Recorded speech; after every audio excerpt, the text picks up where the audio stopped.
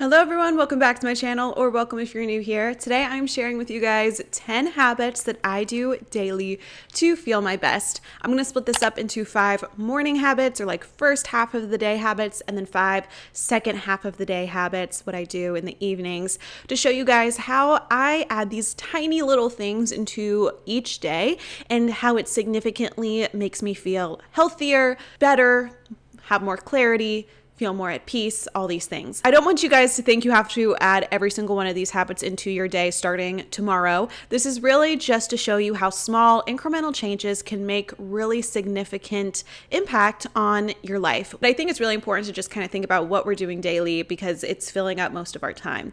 Maybe this list will inspire you to write down a list of your own, maybe taking and choosing a few habits that I do that you may want to start implementing, and just start with 1 or 2. If you watched my how to actually achieve your New Year's resolutions video, you know I believe in starting with a few things at a time and really getting those down and then moving forward. Also, an amazing resource that I am currently working through is Atomic Habits. It's funny because I heard about this book so much and I heard so many excerpts from this book that I thought I read it. And then when I was thinking about it in December, I was like, you know what? I don't think I actually read through this book. So I picked it up to read through January. It's by James Clear. You've probably heard of it before, but if you're watching this video and you're interested in habits and bettering your life and you haven't read this book, it is a game changer. It's super actionable. He talks through why we have bad habits, how bad and good habits affect our life, how to change and rebuild your habits. It's just a phenomenal book. That's why it's a bestseller. That's why it's so popular.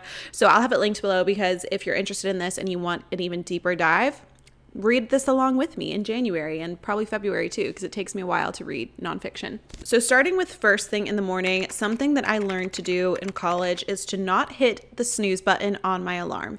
Again, this is a tiny little thing, but this small act of not hitting that orange snooze button has helped me significantly over the years, because I find that on the occasional days that I do hit snooze, it just keeps going and I hit snooze again, and before I know it, it's been 30 minutes to an hour and I'm still in my bed and I feel like I wasted my time for my morning routine. And so for me, I set an alarm that I have to get up at. Okay, so I don't set it 20 minutes in advance. Like if I have class at 8 a.m. and I want to have an hour for my morning routine, I wake up at 6:45. So I literally set my alarm so I get the most sleep that I possibly can. And that also means that I have to get up when the alarm first goes off. Another tip that helped me get into this habit is putting my phone across the room. So instead of sleeping with my phone next to my bed, which also I don't know why I don't like it being next to like my head while I sleep, I also put my phone on like do not disturb while I sleep because I don't want it to be lighting up or buzzing or like distracting me, even my subconscious, while I'm sleeping. So my phone is silent, but even with do not disturb on, your alarms still go off. They should on the iPhone. And so I have my phone on do not disturb. I wake up, the alarm goes off.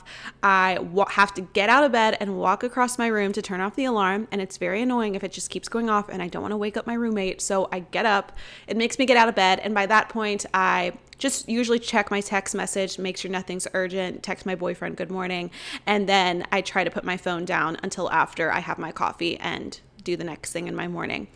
This seriously has helped me so much. Just get started with my day, get up, still feel like I'm rested because I'm not like falling back asleep and then 10 minutes later being woken up again. It really isn't good quality sleep, so you might as well just get back up and you actually may be less tired than after hitting snooze a million times in the morning. My second habit goes on to literally the next step in my morning routine. I make my coffee and then I journal and do my devotions. So I also try to make sure I give myself enough time. Like I know I want at least 30 minutes to do my devotions and journaling. That's just over the years what I found works best for me.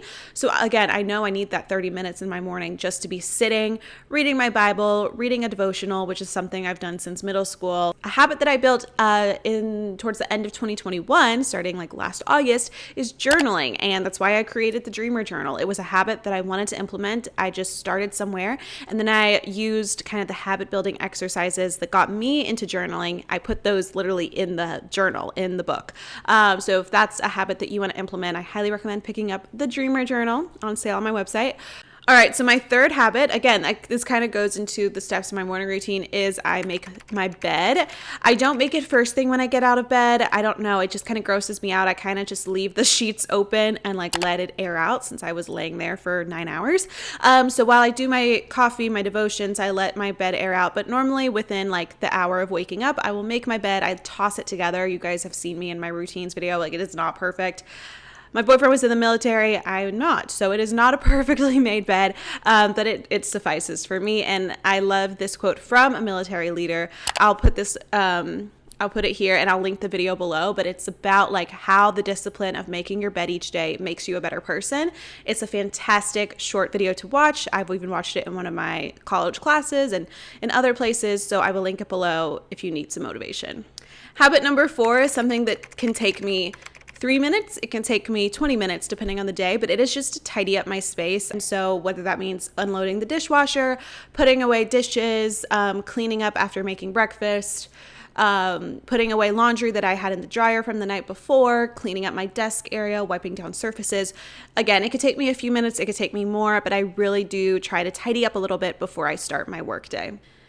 And habit number 5 kind of transitions from morning into the evening because I try to add greens into my meals whenever possible.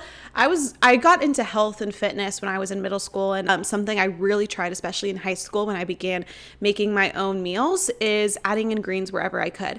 So in breakfast, maybe this is adding a little bit of spinach to a smoothie I'm making, or I know avocado isn't like a vegetable. Is it a vegetable? Or I add avocado to my breakfast tacos, or I'll add a little bit of like a green salsa that has some greens in it. Like, I just add in greens wherever I can. Lunch and dinner, it's obviously easier for me. I'll have a salad, or if I'm making a pasta, I'll add in some kale and wilt that into the pasta or in the soup. I'll add a bunch of veggies. Or just drinking a green juice or something. I just make sure that at some point during my day in one of my meals, there are some greens. And I find it's easiest to do this when you're incorporating it into the meals. It makes it taste good. And it's not like I'm just crunching on celery and broccoli all day. So if you're trying to start a healthier lifestyle in 2022, I highly recommend this tip. Is just see where you can add in greens, like sneak them in wherever you can. It's so funny. My roommate, when we first started living together, she was like, you just throw in lettuce to your meal. And I'm like, yeah. Like if I'm having a burrito bowl that I make or like Chipotle, I'll just add in more lettuce or something like that. Number 6 is to walk outside.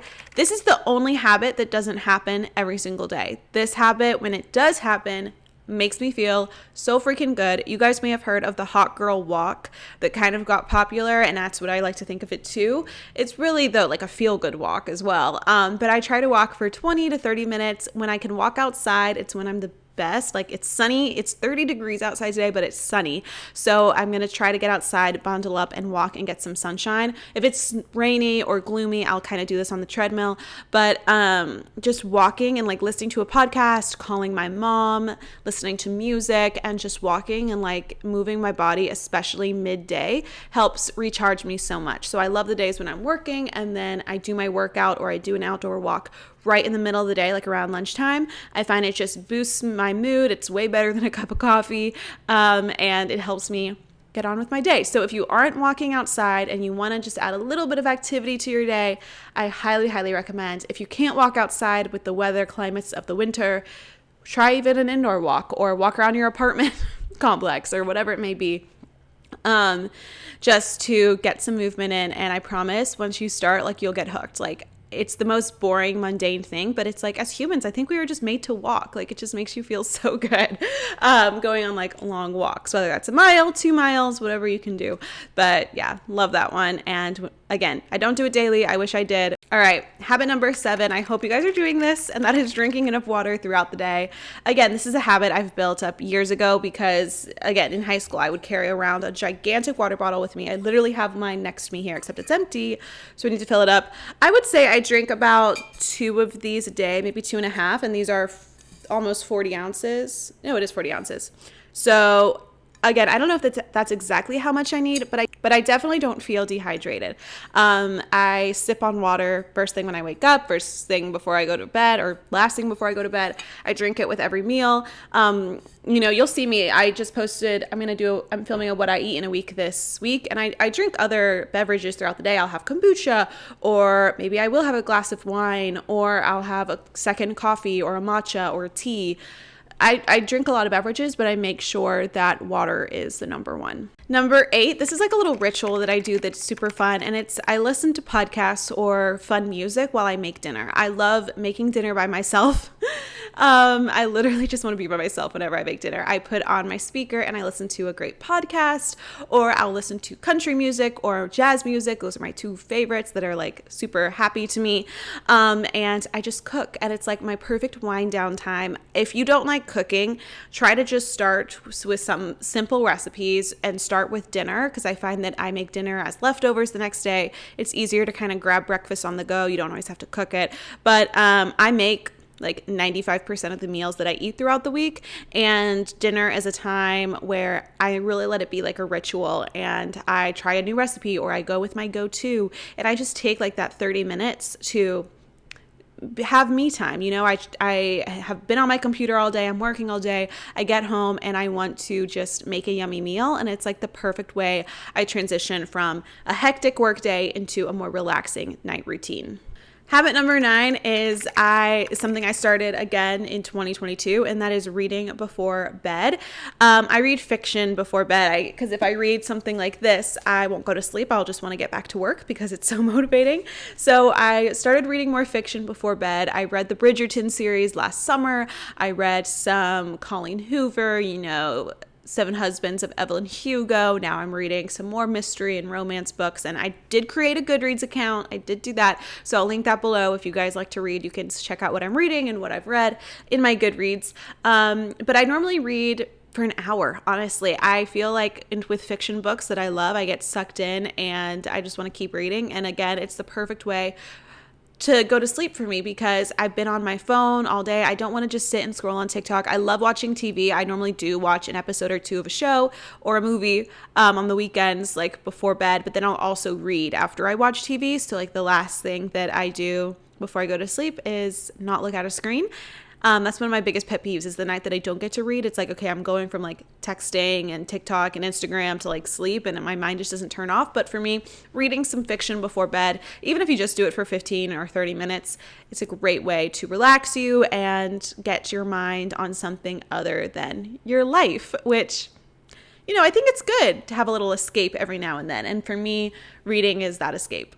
All right, my last habit is just that I am asleep before 12 p.m. on weeknights. Usually, like the past few nights, it's been even before 11 p.m. It's actually been at 10 p.m. I've gone to sleep the past few nights. But 12 is like my cutoff. Like I know if I am not getting at least 7 to 7.5 hours of sleep each night, I'm not going to be my best self. I'll feel groggy the next day, and it really will just it's like a throwaway of the day. So I prioritize my sleep. This is something else I noticed as a freshman in college is kind of the college lifestyle is to not sleep. It's to go out on, weeknights, and it's to do homework way into the evening. And that works for some people, and I am so impressed. Honestly, I wish that could be me because it looks a lot more fun. But for me, I know that I do my best work during the daylight. I shut down at night, and that is when I just need to be sleeping. And so figure out what works for you. But for what works for me is going to bed before 12 p.m. And again, these are the habits that would help me feel my best. May not help you feel your best, but for me, I really do feel so much better when I am getting 8 to 9 hours of sleep and having that sleep like start before 12 p.m. or 12 a.m. I keep saying p.m., but it is definitely a.m., 12 a.m. All right, so those are all the habits that I implement into pretty much every day. I know it seems like a lot, but for me, they're habits, so it doesn't feel like a task. Like I just know that they're coming. I know that when I make dinner, I'm going to add greens. I know when I wake up, I'm going to journal. I know before bed, I'm going to read. And I look forward to them, honestly, because they're the things in my day that make me feel my best, those little pockets of self-care. Thank you guys so much for watching. I hope this was helpful. If you have a habit that you do every day that you cannot live without, please comment it below. I would love to read it, and maybe I need to add it into my routine. And I will see you in my next one. Bye. Peace out.